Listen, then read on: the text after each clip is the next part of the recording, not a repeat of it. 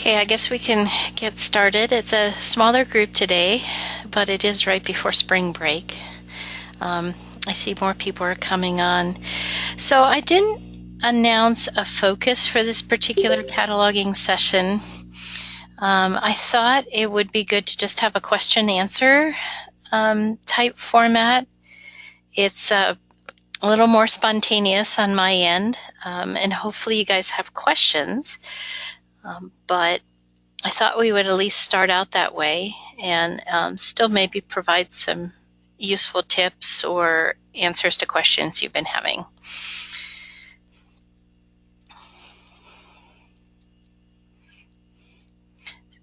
Anybody have a question to get us started?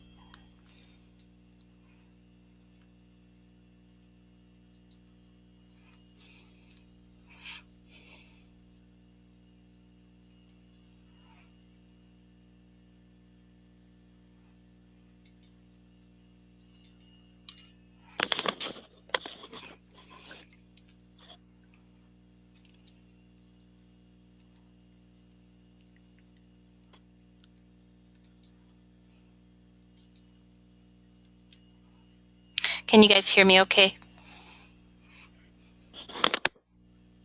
Yes, Yeah. I can hear you. I Okay, can hear you. that's good. I have a couple questions, Beth. This is Ellen from Pendleton, but Okay. I have to find where I wrote them down. Okay.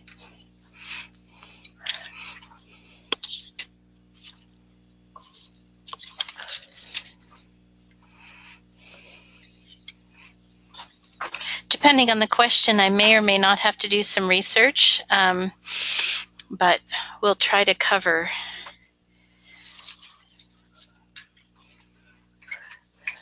I think I actually sent a couple of them to you.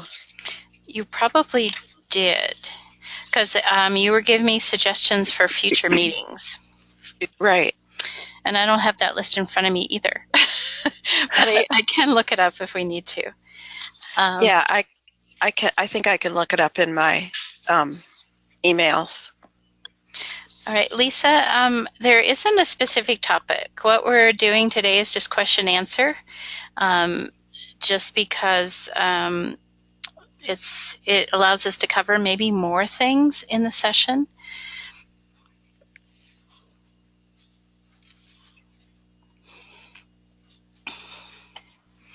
So while Aunt Ellen is looking up the questions that she had sent me, because neither of us can remember them off the top of our head, I'm looking at, there's been some questions about videos that have both a Blu-ray and a DVD component.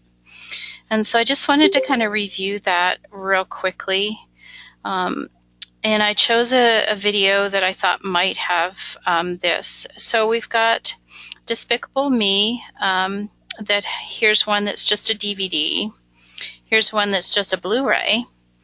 And then we have one that has two video discs. We're seeing this more frequently, I guess, in combinations. And so what I wanted to do is go into the record and show you that in this records, there's actually two 007s, and they both need to be there for both icons to display, as well as searching. So you see in here, we've got an 007 for the video and an 007 for the Blu-ray. And if I bring up the physical characteristics wizard and go through this, they both have the VD at the beginning, both multicolored. And then this one, this Blu-ray, has an S in this column. And so we're just finding some records that the Blu-ray component is being taken off of the record. So I just wanted to make sure that that you guys know that this is this 007 is an important piece.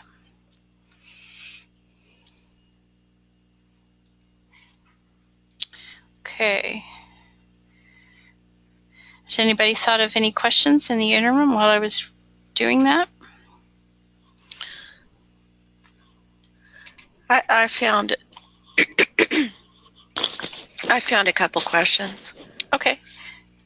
All right, Lisa, we'll get back to your Spanish book question. I see that you put something in chat. Ellen, what was your question? Let's see.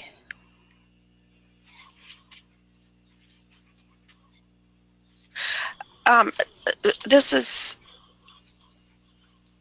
well, what I had written to you is I'd found a book called I Am Harriet Tubman. And in the subject headings, there were 4 different entries for field 600. And they all say subfield A, Tubman Harriet, then it has her birth and death dates. And then they have 4 different subfields that follow depending on which entry it is. One said fast, one said Sears, one said juvenile literature, and one had no subfield. Okay, let me see. And I was wondering if they're in different library systems, why can't you delete the ones that you don't need? I'm not sure what the fast and Sears and all that stuff is either. Okay. They are just different subject heading sources. And this is a really good question, and I've wondered the same thing. I'm hoping I'm bringing up the right record. I'm bringing up the one that you guys have. Is that the one you're referring to, Ellen? Yeah, Brad Meltzer. Okay. Yeah. Okay. I guess maybe it was actually 650, not, well, where'd it go? Huh. I'm not seeing those fields. No, but I've seen them plenty in other records. Okay. You know, and this is something where if it's an exact duplicate, we would rather retain the Library of Congress subject headings, which is the 0 in the second indicator, and you can get rid of the fast subject headings. Now, if they're not an exact duplicate, it gives another search point for folks, and so I would leave that in there. But if they're duplicates, yes, you can remove the ones that are 650 second indicator 4. Okay, what about the other ones like Sears and there again, if they're an exact duplicate, yes, you can get rid of them. Where we're trying to keep things in for potential future use by a library would be the BISEC headings or the medical subject headings, but those are all unique. They're different than the normal Library of Congress subject headings. So in cases of duplication, now here we've got 650s with a second indicator of 1, slaves and African American women. If it comes in this way, I would leave it. The 1 indicates that this is a children's subject heading, and we used to have a separate children's subject heading in our Millennium system before we migrated to Evergreen. And we may elect to create that that separate index again, which would allow us to search for just children's subjects. So I would leave those in case we want to use them in the future. What did you say the 0 the second 0 indicator is? It stands for Library of Congress subject heading. Okay. And the 1 is Library of Congress Children's subject heading. Okay.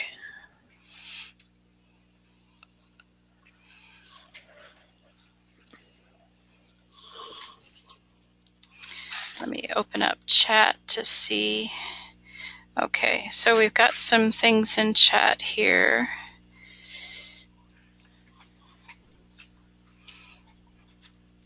Okay, so Lisa's talking about a specific book.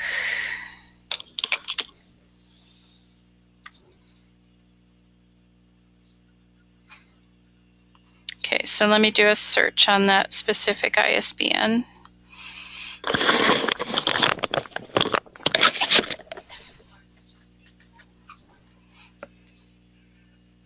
Okay, so it's saying no entries are found. City publisher does not match Sagebook.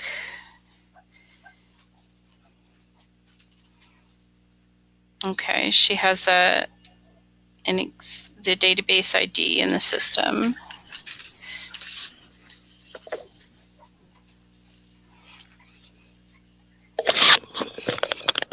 Okay, so this is a Spanish book.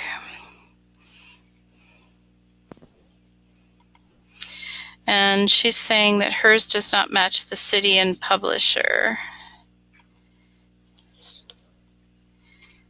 Yeah, so yours is a completely different book, Lisa.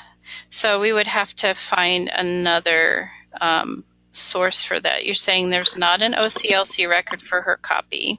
Yeah, it's like a training session.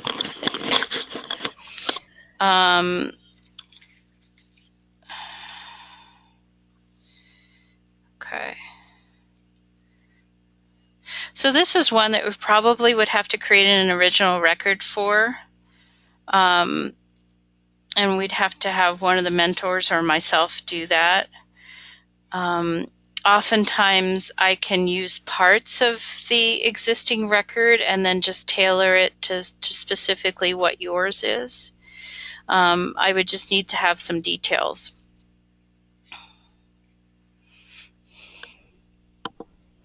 So I answered some of those questions, and then you and I can work on getting this book into the system, Lisa. Okay, now your second question, is there an order? I have seen numerically weird order. Are you talking about the mark fields in the record?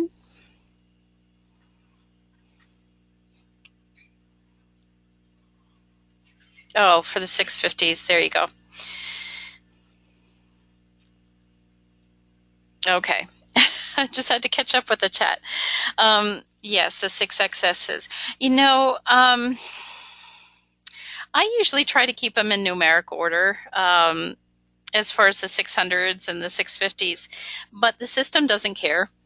When they're printed out for the patron,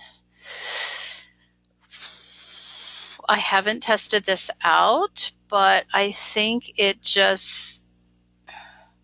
might be in numeric order when it's printing it out, but I don't think the patron cares either, and it doesn't impact searching. In the system, all subject headings are displayed, so it's a little different than the ISBN where only the top one displays on that first page. So I think we're okay. I don't think we need to worry about the order of the 600s.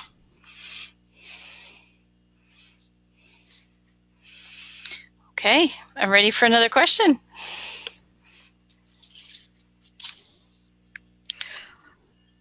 This is Ellen again. This is probably a quickie, but we were wondering if a book has a photo of the author in the back, like with their little blurb about their bio and stuff, if that counts as the book being illustrated. My opinion would be no. I think illustrations are really pertaining to the content of the material, like they supplement the content. And with the author picture, that would be not related to the content necessarily. Okay. This is Catherine in Pendleton. I've got a question. Hello? Hi, this is Catherine in Pendleton. I've got a question. Catherine, your audio is really low. I'm having a hard time hearing you.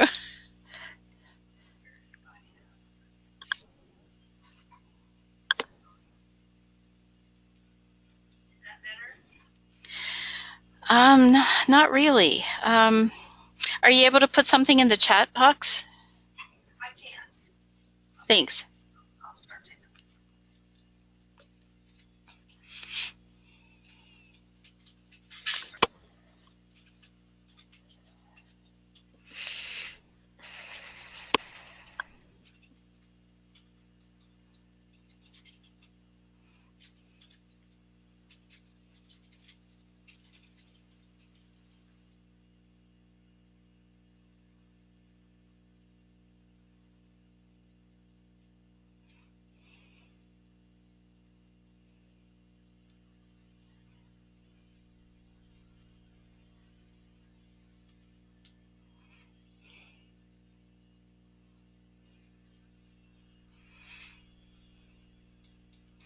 Okay, so Catherine's question, my patron wanted unabridged audios.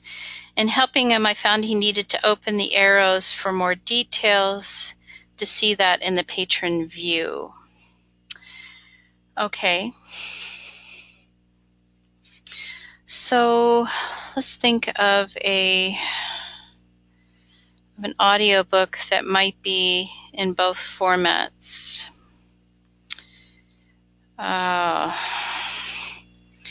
When I'm usually looking for lots of audiobooks, I tend to, look for, oh, she has an example for me. Okay.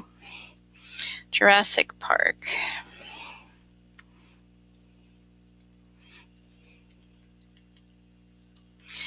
And I'll limit it to audiobooks and do a search.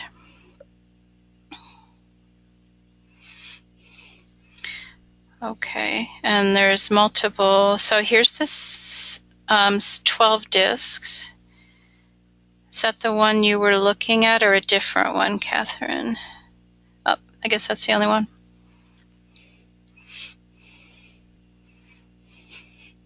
So if we click on that, what the patron sees,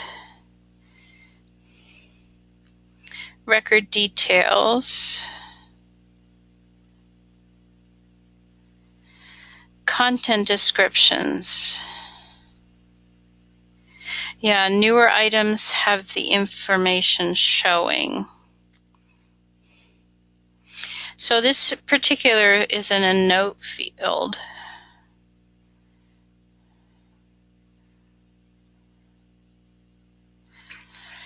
And this can be opened or closed.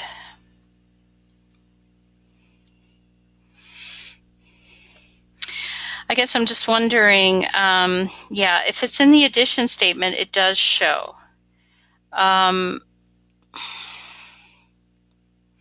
So I think it's mixed on how these things are cataloged as to whether it's always put in an edition statement. And so, yeah, Catherine's asking whether we should all use the edition statement.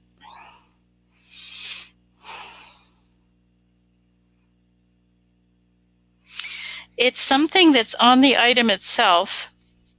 So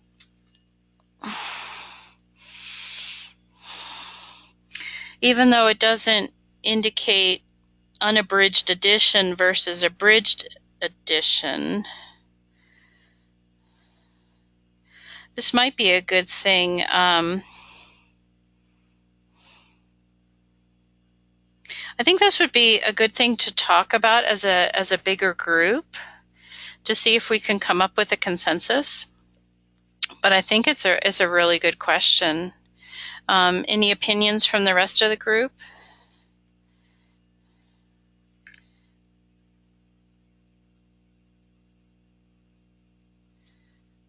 I would like to know, this is Tracy in Lakeview. I just would like to be clarified as to one way or the other. Yeah, and I agree. I was just trying to think if there was an additional search component, you know, but it's such, there's only two different ways. And it seems strange to add a search component just for that. This is Ellen. Are you saying that in order for it to show up so the patron can see it, it has to be in under a general note or something. If it's written under the addition statement, does that show up on the OPAC page? Yes, it does. Let's look at search results again. See if we can see. If it's in the addition statement, it shows for the patron. They have to open up another box to see it. And we all know to do that. So I'm trying to think. I'm pretty sure that I have seen it on this front page if it's in the addition statement. Whereas if it doesn't show here, they have to drill down and click on the actual book. And then they can see it under content descriptions if it's in the 500. Oh, I see. Okay. I see what you mean. So it should, you know, we should either, we should have it somewhere in the record.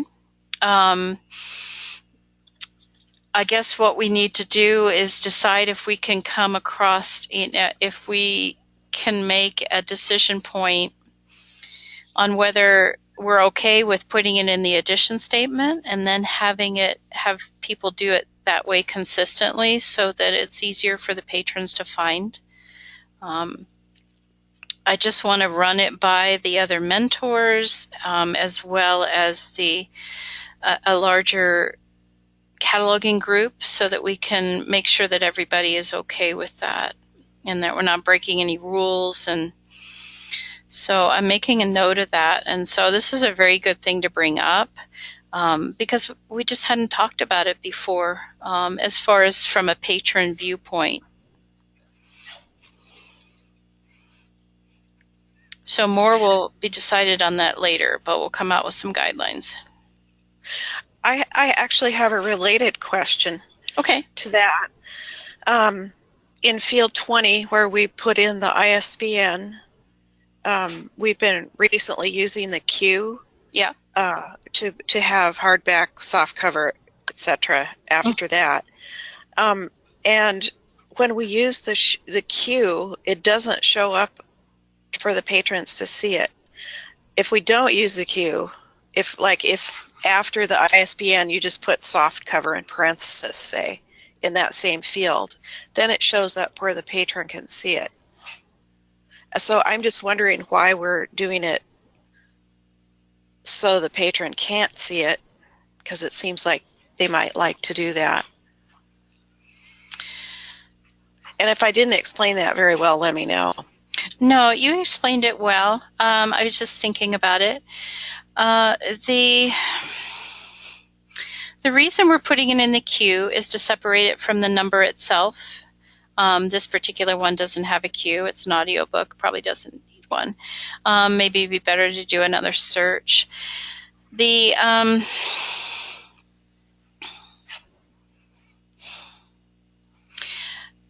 In some instances, because of our newer matching standards, we're combining both paperback and hardback on the same record. And so the patron, in those instances, it's really not going to be useful for the patrons because we don't know what the individual item is underneath that bib.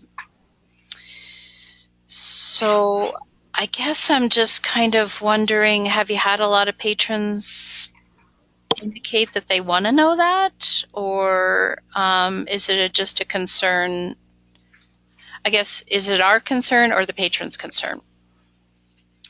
I actually don't work with the public. I work in the back room. But Catherine has mentioned before that some patrons have requested a soft cover or a hard cover, and haven't been happy if they got a different version.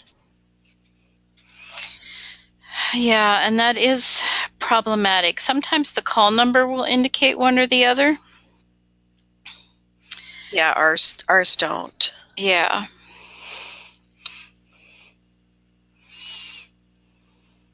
So Catherine indicated we've had patron wanting paper as hardback was too heavy and was disappointed with what came in for them.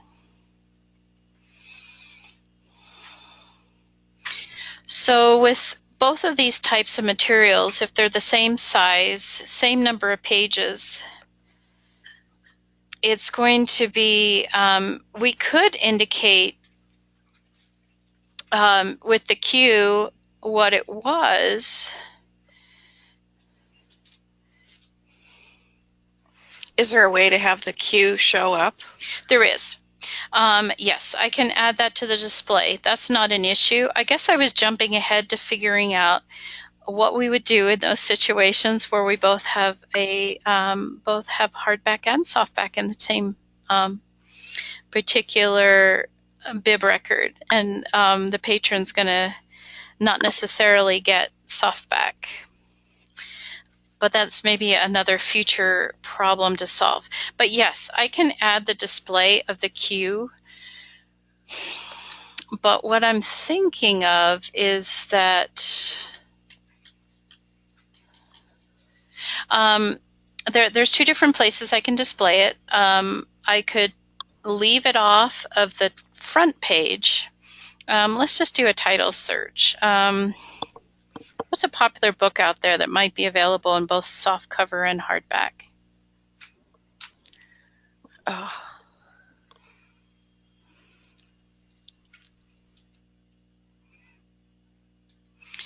Let's see. We'll just do James Patterson. And then I'll come down here. Publication year is, I don't know, 2017. Come up with something close to newer. Let's see what we'll get. Okay, so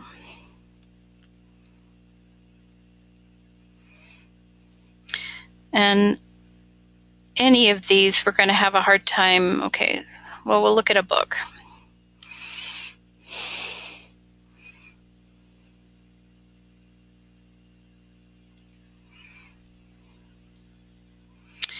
Okay, actions. Let's go ahead and look at it. Of course, I pick one that doesn't have a Q at all. But I guess what I was saying that on the search results, I could leave off the Q here, but then display it when you bring up the record.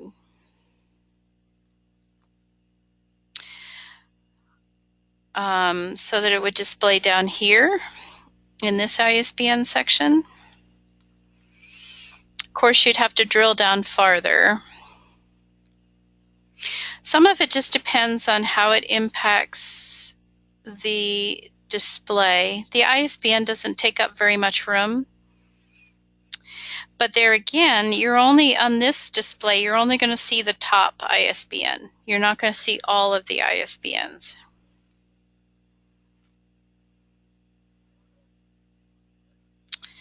So I'm thinking it would be better to add the Q on the next page.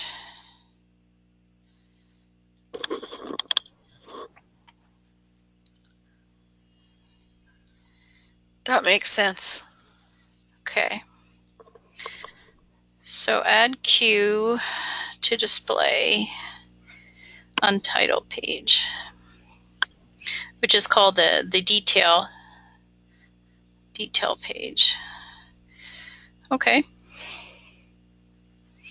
That shouldn't be a hard thing to add.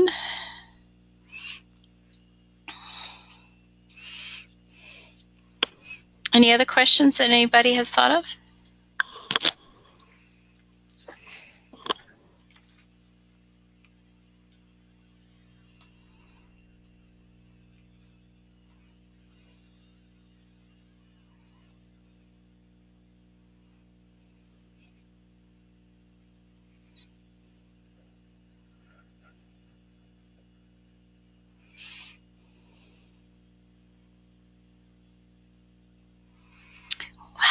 We're just, we're drawing a blank right now.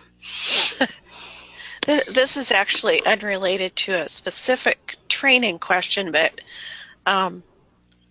Is it possible for us for the catalogers to all get a list of each other's names and libraries and email contacts? Yeah.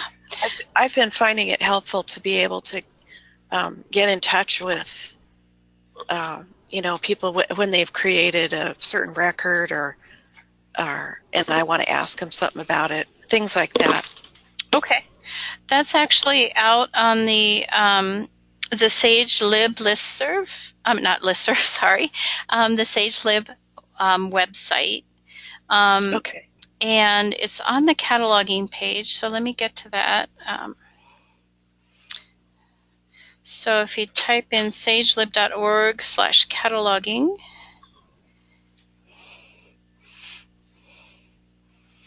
there is a cataloging contacts right here in the center down at the bottom. Oh yeah, okay, excellent. And if you click on that, I don't have Excel on this particular computer, but it should bring up a close approximation. Yeah, it will give the spreadsheet, and it's by library, but you can sort it once you have it on your computer in any order you want, and it'll give you all of the catalogers in the system. Okay, along that's with great. their phone Thank number and email. Thank you. Because that is really useful. Because if you want to know a little bit more about an item that somebody has cataloged to see whether it matches yours, and maybe the description, and maybe the record they downloaded wasn't complete enough, it really helps to reach out to somebody else who has the item, and then between the two of you, you can get the record improved. Or maybe you notice something about somebody's record that that might need to be adjusted. In cataloging DVDs, I don't know whether I've talked about this before, but sometimes when you're searching in Z39.50 and you don't have an identification number, it's helpful to, when you're doing a search, let me just bring up Z39.50. Okay, and you have the title of the movie.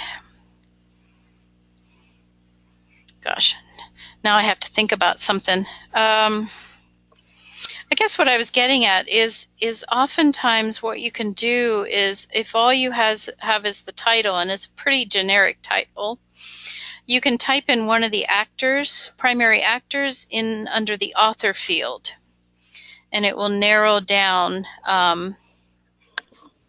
to the movie, if that makes any sense. And I don't know whether I've reviewed that with you guys before, but I know when I was cataloging a ton of movies, that was really helpful, because oftentimes there wasn't an ISBN, and the USB, I couldn't bring anything up with that.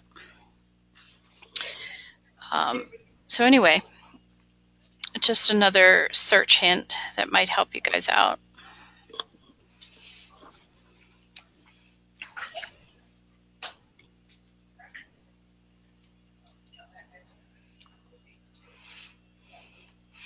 Any other questions?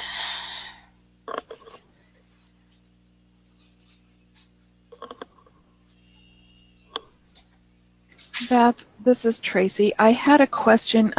When I am matching and attaching, since I am doing some with Kaylee and getting her up to speed on cataloging, a lot of times the publish year is in brackets when it's actually written on the copyright page as an actual publishing date, and sometimes they are not in brackets when it's not specific, it's only a copyright date.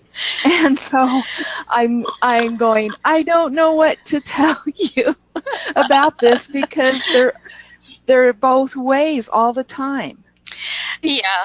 And, a lot of this is with older records that I've noticed.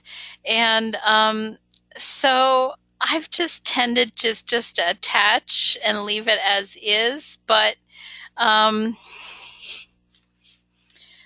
so have you questioned whether you should attach to that record? Or whether you should correct it? Or what are you thinking? Well, since she is just matching and attaching and not messing with the record, I want her to feel confident that, or does she have to set it aside so that I change the bracket? I mean, it's very anal, I know. Yeah. Well, as catalogers, we do tend to be detail-oriented, so that's not a problem. I guess it comes down to if you have the item in hand and you know for in fact it is an exact match, I don't think there's any problem with changing it. I think where I guess I've tended to be on the side of caution and leave it as cataloged originally, but knowing that my item is fine to be attached to that. I think the brackets, certainly to the patron, the brackets don't matter at all. And the date is equivalent, and we're even, combining some things where the publisher and the pagination matches, but the date is different because we're trying to put more like things together under one record. So I'm thinking it's fine just to leave it as is and not worry about it. It's also a time management thing. Whereas, gosh, if we're, I guess picking and choosing the important things to correct in records. And I don't know that removing the brackets or adding them is a huge deal. Good. I kind of felt that way too. Yeah, okay. If somebody's listening to this recording later and feels differently, we can also, always bring it up as a future discussion to get a definitive answer. But I feel like there's a lot more important parts of the records that we definitely want to get right, and those brackets are probably not a big deal. I think if we're the first one adding it to the system, that's different rather than attaching to an existing record.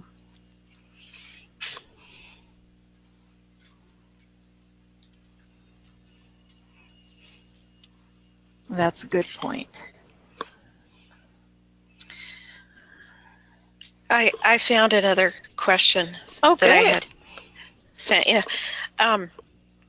If you are, sometimes when I bring stuff in from Z39, even the best of the available records might not have subject headings.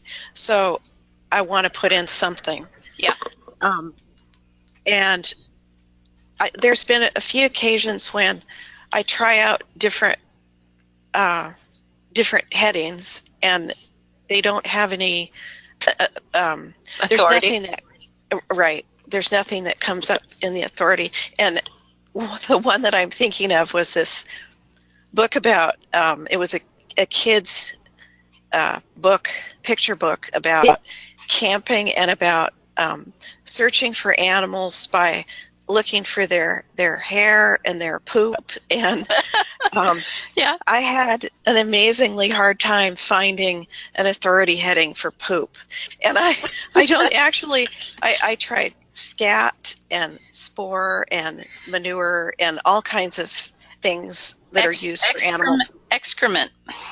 Yeah, I can't remember what it ended up being, but it made me think of that question, like, what if you can't find something that has an authority heading? What do you do? Do you just put down something, or does it have to have an authority heading? Or it does. It does. One of the first things I do and this just saves me time. Is I will look up that book in WorldCat. Do you happen to remember the title? Oh gosh, I don't. Okay. Um, let me see. Um, it's hard to randomly think of something. Something about poop, yeah. Yeah. So let me think. Did it have There's a camping in book the called title? I don't remember that either. It was about a family whose dad was I think the guy in real life is somebody who takes kids out and teaches them about stuff like that, about tracking Okay. tracking animals. All right. So let's do tracking.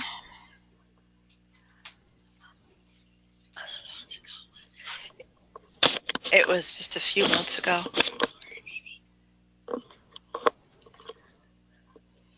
Okay. Catherine and I are going to see if we can find it here.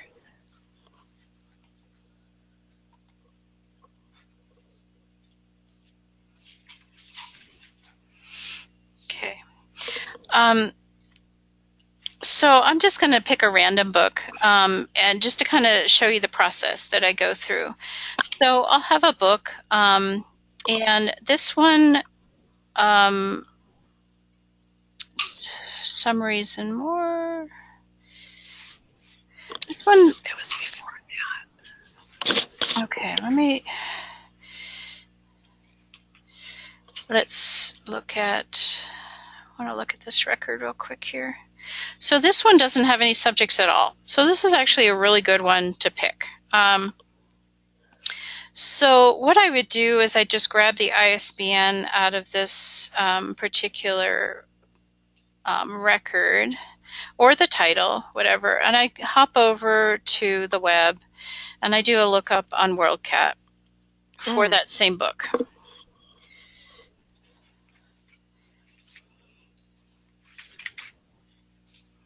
Okay, so I'll type ISBN. Okay, so here's the book. Click on that. And here they give some subject headings for me. And so what I do is I just type those in because I know that those are authorized subject headings. The fact that it has fiction after it, and I know that this is a juvenile book, means that this is a 650 second indicator 1, but I can make it anything. I could also, let's see, I could also just do this slugs, mollusks, so let's try that. Let me copy that and put it in the record, and then we can check the authority to see if it's there. All right, so back to here, and I need to edit.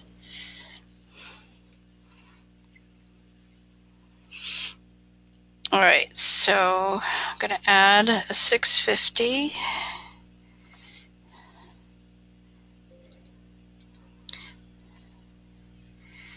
And I'm going to try typing in this in, and then I'm going to try a right click to see if it's happens to be one of the authorities in our system. Yes, it is. All right.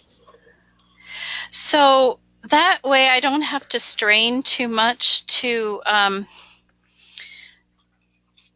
have, I guess, quicker results. You can certainly go out to the authority website as well. Let me go ahead and save this one, and I can always come back to it. So the authority website is authorities.loc.gov. I did go to that one when I was searching, but it was one of those things where unless you know what you're looking for, you can't find it. Yeah, so I'm just kind of curious. Let's see. what happens if we type in poop? Subject, begin search. Sometimes what they have is a C instead. So that's what I was looking for. So we have poopy. So, you know, like what a subject, huh, that we're talking about. Yeah. So I don't see that by itself. So let's see what.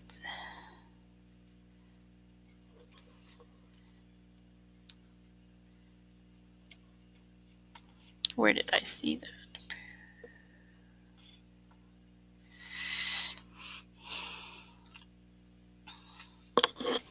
Oh, you know what? I just found the books. There's actually several of them. One is, they're by Gary D. Robson. One is called Who Pooped in the Redwoods, Who Pooped in the Park, Okay. Glacier, Who Pooped in the Park, Grand Canyon. My goodness. I think it was the Redwood ones that I was working with. Okay. All right, so we're going to hop back in the catalog, look at those, and then see what WorldCat says about them. So do a search. And so the author was Robson. Yeah, where'd it go? Gary, where is it? Gary D as in dog, Robson. Okay, so I can just type in Gary, and we'll get all of his books up. I can also search by, rather than relevance, title A to Z, so that I can get all of the similar ones together. It's probably not going to make a big amount of difference in this one. Okay, so we can get all of the Who Pooped together. All right, so we have,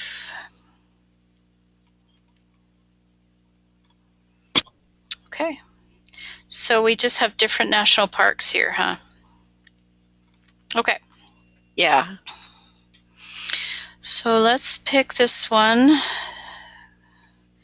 Grand National Park. And I see a bunch of subject headings.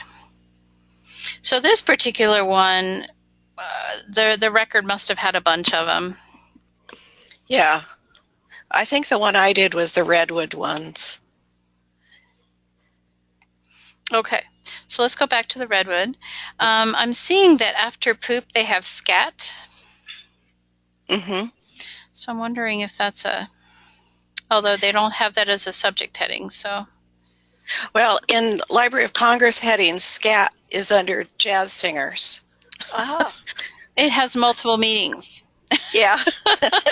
So it would be problematic to add that as a subject heading unless it was further specified.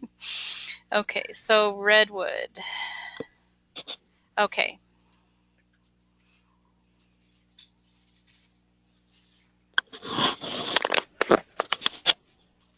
Okay. So this is the record that you added, Ellen? Yeah, and that's what I ended up, it looks like I ended up putting animal droppings. Yeah. But I don't actually remember where I got it in the end. Okay. It might have been looking at another record, which sometimes also can help us. Probably. Yeah. So let's see, all the subject headings that would have been on WorldCat may or may not have helped you, but it might have been a quicker source than having to agonize over what the subject heading for a particular term was. Okay. So this one is brief enough that it doesn't have them. So your record is actually better than what LCLC has. All right. Woohoo! That's Yeah. always fun. So yes, looking at other similar records and then modifying them as needed. because there are similarities, because he's written all these other books that all have to do with animal tracking. They have to do, let me bring this record up. They have to do with tracking and trailing, and then having a subject heading specific to the redwoods is good. Yeah. So you did fine, and I guess we were able to talk about some different ways to ferret out subject headings. That's really helpful. Yeah. Sometimes I will just do another search. I'll put a keyword in and try to look at some other records that might be similar to get some ideas. And there again, going out to the authority. But yes, it is hard if they don't have a see also. A reference, it's hard to know where to get started. Well, it helps even knowing that I was basically on the right track, that you just have to keep looking and looking. Yeah, yeah. And once you have encountered a particular search term, when that comes up again, it's like, oh yeah, I know what to look up now. Because I've been through this process before. Yeah. Okay, and Anna's saying she tries a search using the word she does know and see what items come up, and then look at the different subject headings. So yeah, defecation, animal droppings, yeah, etc. So this was a good thing to bring up, because I think, we don't always get great records through Z39.50, and we don't want to leave them that way. We do want to add at least some subjects, and so knowing where to look is a good thing. Thank you. You're welcome. Anybody else in the meantime think of something?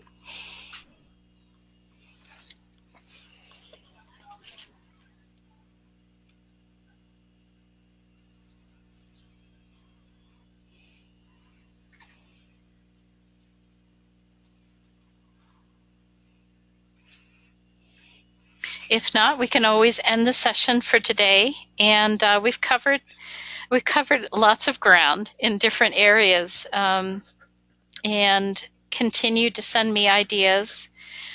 We'll do another session in a couple weeks, and always looking for ideas.